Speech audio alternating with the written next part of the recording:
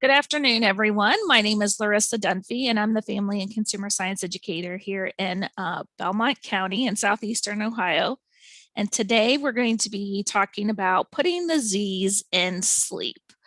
Um, so hopefully you get some sleep tips and different things that will help you improve your sleep. Our overall objective is to explore the health benefits of adequate sleep and it's tips for receiving the right amount of sleep. So some of the objectives that we'll cover today are to identify why sleep is important and how lack of sleep affects our bodies and minds, to identify the benefits of restful sleep, and to identify some tips for improving that sleep. So why is sleep important? Well, according to the National Sleep Foundation, sleep is essential for a person's health and well-being. We know millions of Americans don't get enough sleep. Probably some of you feel that same way.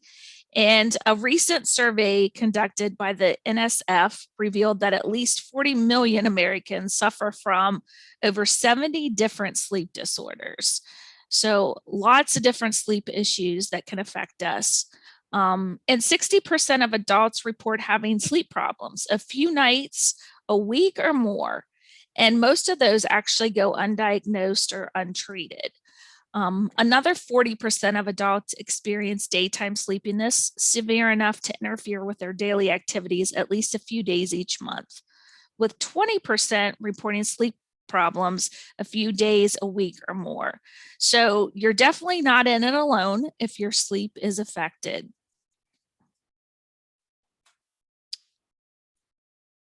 One bad night's sleep, we just kind of take it with a grain of salt. It's really nothing to worry about. But after several sleepless nights, there's definitely a reason for concern. So according to psychologist and sleep expert David Dingus, some of the early signs of sleepless nights are irritability, moodiness, and disinhibition, and some of the first signs of a person may experience from lack of sleep. So if you're sleep deprived,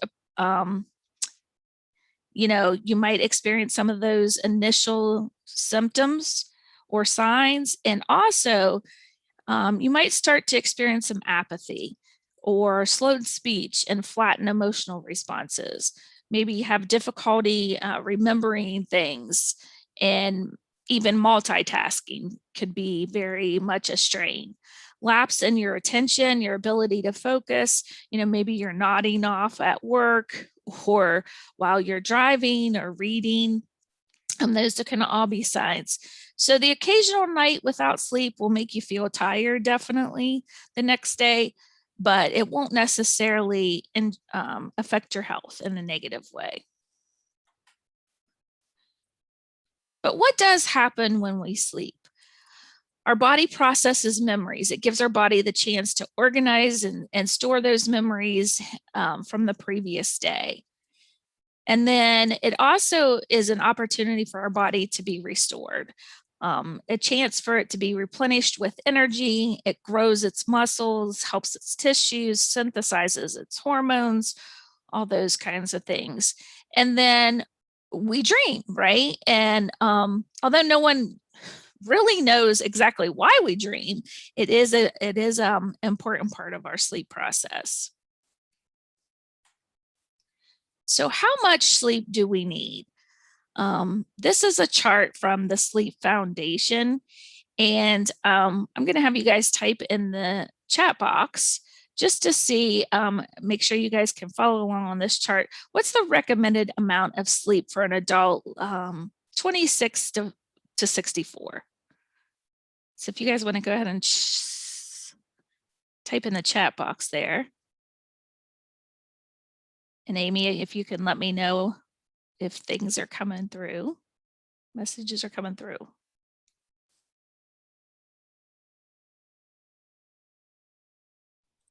I see 7 hours, 7 to 9, 7 to 8 hours. Okay, good. 7 to 9, 7 to 9. Okay, thank you. Yes, 7 to 9 hours is the recommended according to the Sleep Foundation. So you might be thinking, well, that's less or more than what I get. But everyone's individual sleep needs vary, of course. And in general, most healthy adults are built for 16 hours of wakefulness and then an average of 8 hours of sleep. However, some of us are able to function with less sleep without getting sleepy or drowsy. And some of us need more, like myself. I know I'm at my peak when I sleep for 9 to 10 hours. So I'm sure you probably have heard that the need for sleep decreases with age, but that is a myth. The need for sleep doesn't decline, but the ability to sleep that 6 to 8 hours at one time may be reduced. So my parents often complain about their sleep habits because they get up several times during the night and it's frustrating for them. And so my dad, he started taking naps after he's up for 3 or 4 hours in the morning. Then he takes his afternoon nap because he doesn't get that sleep that he needs through the night. So getting at least 7 hours of quality rest each night is essential for your optimal health.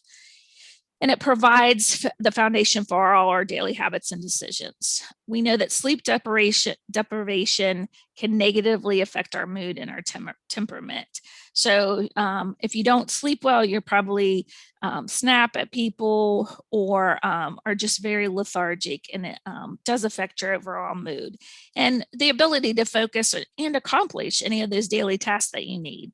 So sleep deprivation can have a significant impact not only on our physical body, but on our mind as well. So we're going to watch the short video from the Mayo Clinic, and it reviews the stages of sleep. When your head hits the pillow, your body can go through several stages of sleep. So we basically divide sleep into wake, non-REM, 3 types, and REM sleep.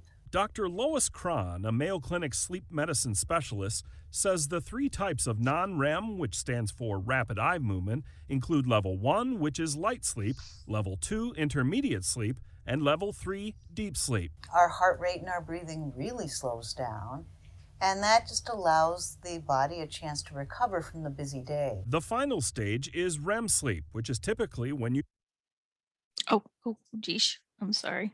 What did I do here? dream. Things speed up, except a person cannot move, they're paralyzed.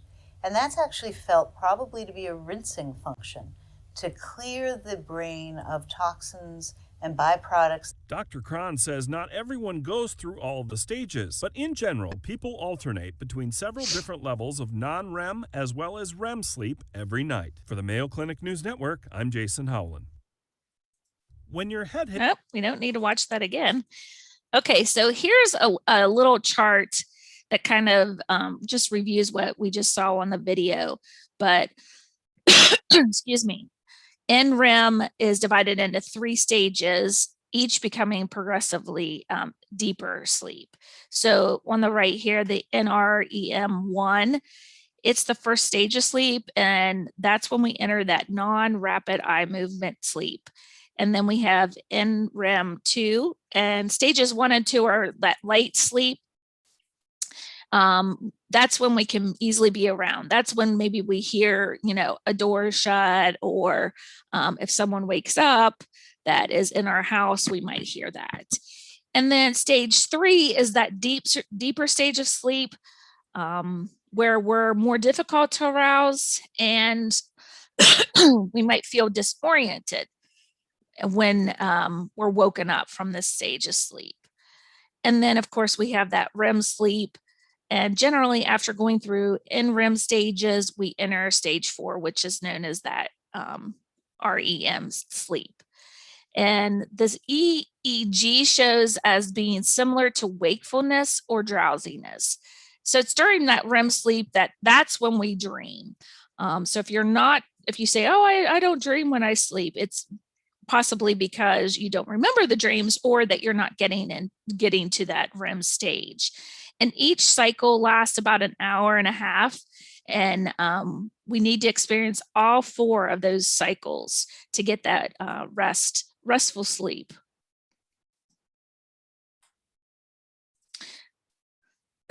So what are the benefits of restful sleep?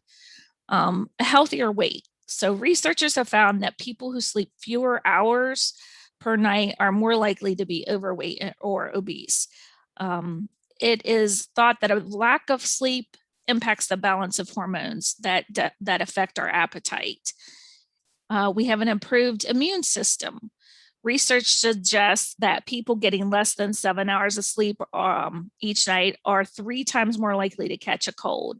And, you know, I always heard this from my mother, you're going to be run down if you don't get your sleep, you know, and then always, it seems like when you aren't sleeping well that you do get run down and maybe catch a cold or some other kind of physical ailment. Improved mood. Sleep is important for our proper brain function. So any sleep can impact our emotions or our social interactions with people. You know, mental health disorders such as depression are linked to poor sleep quality. And then less risk for disease. Did you know that people who work the late shift are actually at a higher risk for developing breast and colon cancer? So researchers believe that light exposure reduces melatonin levels. And melatonin is a hormone that regulates the sleep-wake cycle, and it's thought to protect against cancer as it appears to suppress the growth of tumors. So sleeping less than 7 or 8 hours per night is linked to increased heart disease as well and stroke. It can affect our blood sugar levels and reduce our sensitivity to insulin, which increases, of course, the risk for diabetes. And inadequate sleep is also linked to different inflammation and inflammatory diseases such as a bowel disease, anything of the digestive tract. And then better physical health. Good sleep can enhance, you know, an athlete's performance, both physically and mentally, and increase speed and reaction time.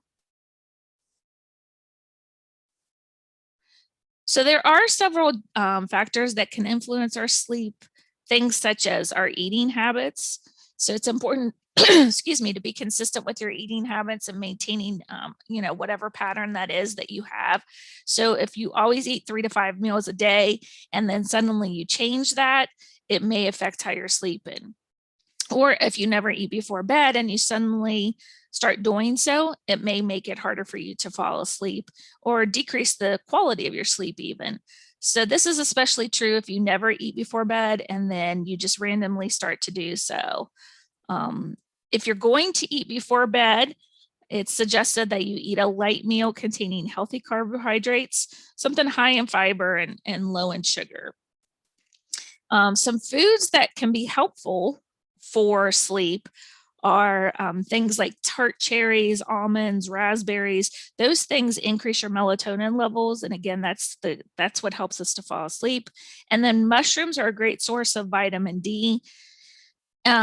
Making sure you include fish, beef, turkey, eggs, starchy vegetables, some soy produce. Those are great sources of B12 and B6.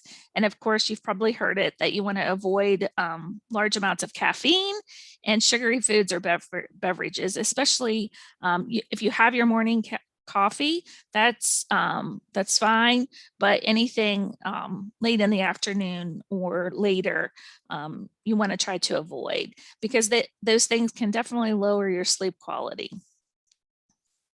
Lifestyle habits, we want to sleep at least 6 to 8 hours of sleep per night, 2 to 3 hours before bed. Try to avoid any bright lights or loud noises. You know, turn off those screens to your phone or LED displays. Unplug all your electronics at least an hour before bedtime. And those noises that are alerts that come up from our phone, they can definitely be distracting and tempting to look at when we're trying to get to sleep. So it's best that we don't have that temptation. Stick to a bedtime routine and a wake up routine. And also make sure that you're getting some exercise in throughout your week. Not right before bed, because that can get you energized and make it difficult for you to fall asleep. But doing some general yoga exercises before bed or stretching, that can be a good option to kind of relax and calm your body. And then mental health concerns, of course, stress is the #1 cause of short-term sleeping difficulties. And usually when the problem disappears, the stressful event passes, our sleep improves. And if not, if you're having some issues with that and you have sleepless nights because of some stress or worry, I would encourage you to seek some insight from a therapist or a counselor to kind of help you process that so that it doesn't keep affecting your sleep. And then physical illnesses, any illness or pain, maybe a high fever, disability can affect your sleep. I recently was in a car accident and broke my ankle, and for about 36 hours I did not sleep because of the severe pain that I was in. So definitely when you're experiencing any physical condition like that, it can be very impactful on your ability to sleep. And then environmental issues. If your bedroom is too noisy or messy, if it's too hot or too cold, if it's too bright or too light, those can all affect your sleep. When it's too hot, I definitely cannot sleep. I just toss and turn. And then you also want to look at how comfortable your bed is for you, or if it's too small of a bed. And then other interruptions that maybe aren't as easy to alter are, our children, our family members, and of course our sleep partner. So those can be a little less or a little more challenging to deal with. The tips, these tips help you provide the quality and duration of sleep and make it definitely easier to fall asleep. So we do have 10 tips that we're going to review, and these are from Harvard Medical School. So these are their suggestions for improving your sleep. Sticking with that schedule, being consistent with your routine, training yourself to go to bed at the same time each morning or each night, and then waking up each morning. That will help you to be in that routine and fall asleep more consistently. And I know on iPhones, there's actually I don't want to say an app, but a feature of the iPhone that you can use to set that bedtime alert for you. So that might be a good option as a reminder. And then use the bed only for sleep and sex. Cut down on caffeine. We talked about that, maybe a cup in the morning. But then definitely try to avoid it in the late afternoon and evening. That can increase your need to get up during the night as well. Physical activity, getting in your walking, running, swimming, anything that is the way that you enjoy doing the physical activity, that can help you get into sleep better and that restorative deep sleep and help you feel more rested in the morning, and also keep you from waking up throughout the night. And then limit the daytime naps. I love naps, but I have to remind myself to not take so many, not take them as frequently, because it can disrupt your sleep your natural sleep cycle and prevent you from falling asleep later that night. So also the suggestion is if you use tobacco products that you quit. Nicotine makes it harder to fall asleep. Of course, alcohol depresses the nervous system. So a nightcap may help you fall asleep, but then the effect disappears after a few hours, and it might even lead to you waking up throughout the night. So alcohol can also worsen snoring. So if you do have a tendency to snore or you have other sleep or breathing problems, it's not recommended that you partake of any alcohol. And then improve your sleep surroundings, remove the television. I know so many people have a TV in their room. I just got a TV for my daughter for her room at Christmas time, and I had mixed emotions about that. I don't have one in mine because, I try to keep my room for sleep only. And so I know that she stays up several nights watching that TV. So I threatened to take it out of her room because it does mess with your sleep schedule. We mentioned the phone, any other devices that could be distracting in your room, and keep it quiet, relatively dark, cool, and decrease the clutter as well. And if you're still having difficulty after about 20 minutes of being in bed and you find yourself that still awake, go ahead and get up. Maybe try to read a while to relax, or do something else that can be soothing to kind of get your body in the right frame of mind. Maybe do some stretching or that kind of stuff, because after about 20 minutes, you're unproductive anyways, as far as getting into that sleep cycle. So do something for, 10 or 15 minutes and then go back and try to lay down again. And then try to avoid taking sleeping pills. If you do take prescription sleep medicine, make sure that you're working with your doctor to discuss how effective it is, and trying to utilize it for a short time. So there's been lots of suggestions about what might help you sleep. And of course, different things work for different people. So oftentimes they don't work right away. You have to try them several times, several nights before you can find them effective. So don't get frustrated. I wanted to share with you some apps and tools that might be helpful. There's lots of different sleep apps that we can utilize. And the American Sleep Association recommends these ones here. So we'll go through them real quick.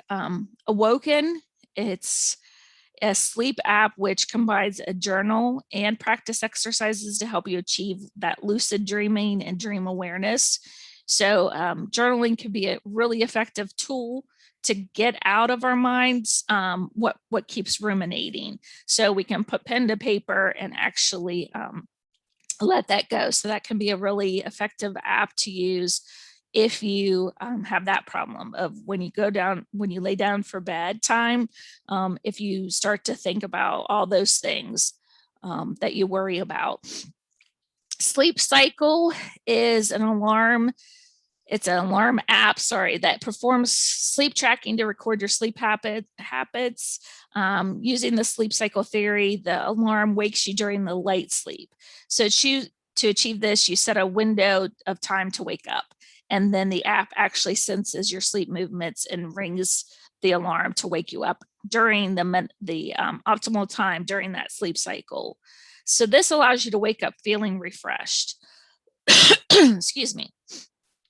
And then Relax Melodies is a sleep app that allows you to combine sounds and melodies with guided meditation and brainwave beats to help you unwind and ease into your sleep. And then we've got Sleep Cycle Power Nap. So we know that a nap sometimes can do us a world of good, right? But this app actually sets a timer for you for that 20-minute power nap or a full 90 minutes. So those are kind of your parameters for as far as taking a nap. My daughter, she thinks she's 17 and she oftentimes says she's going to take a nap and it's like 3 or 4 hours. Well, that's not a nap, right? That's more than what some people get for their night's sleep. So we really want to stick to that 20 or 90 minutes during our napping time. And then the next app, I look at it and I always think of pizza, but of course that's not how you pronounce that. I'm not really sure how you do, but that app uses a mixture of soundscapes, voiceovers, and personalized alarms to help you drift to sleep and wake up feeling refreshed. And then, of course, if you remember those white noise machines that used to be popular, now there's an app for your phone that kind of offers that same experience. You can choose like burning campfire, or a swaying boat, or thunder. You know, a thunderstorm, I hear a lot of times people say, oh, I sleep my best if it's raining and thundering. And I think to myself, I don't know how, because I can't sleep at all during a thunderstorm. But if that's soothing to you, then this white noise app would be helpful, possibly. You can also choose like different alarm sounds that might be more pleasant to hear to wake you up than a traditional alarm. And then Relax and Sleep Well, it's actually a hypnosis and meditation app. So it'll guide you through that hypnosis process, and it combines a voice-led hypnosis and relaxing sounds to lull you to sleep. Headspace offers some different meditation to combat that stress, anxiety, and help you sleep. So if you sign up, you get your first 10 sessions on Headspace for free. I'm not sure what it costs after that. And then a song that I wanted to suggest to you guys, this waitlist is just instrumental, and it's by Marconi Union. And I'll tell you what, one day, the day someone had told me about it, I was sitting at my office typing, really stressed. You know, I could feel myself very stressed and tense. And then I put this song on. I thought, oh, heck, I'll give it a try. And I'm not kidding you. After probably about 10 or 15 minutes, I noticed that I was like in my chair, like half slouched over, like really starting to zone out. And so I always encourage people to try this. And this song, you can get it in different lengths, versions, whatever. It can be played on a loop, but it may or may not work for you, but it's worth a try, I think. And then I just have some resources here that I wanted to leave you guys with. Our family and consumer science educators for the OSU Extension, we write different blogs, and we post them on the Live Smart Ohio blog, the Live Healthy, Live Well blog. And so that might be an option. We not only talk about sleep, but we talk about a lot of different health and wellness topics. And then, of course, we have a Facebook page, and we do send 2 text messages a week related to health and wellness information. So if you want to get on board with that, you're certainly welcome to do so. And then lastly, I'm going to put in our